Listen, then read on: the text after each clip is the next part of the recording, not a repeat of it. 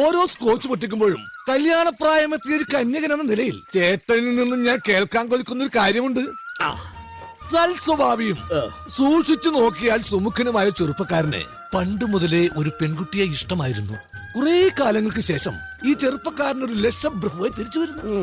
തദ്വസരത്തിൽ പെൺകുട്ടിയുടെ അച്ഛനുമായി ഇതുപോലൊരു ചെറുതോണിയിൽ ഇളങ്കാറ്റേറ്റ് ലഹരി നുണഞ്ഞിരിക്കുമ്പോൾ പെൺകുട്ടിയുടെ അച്ഛനിൽ നിന്നും ആ സുമുഖനായ ചെറുപ്പക്കാരൻ എന്താണ് കേൾക്കാൻ ആഗ്രഹിക്കുക?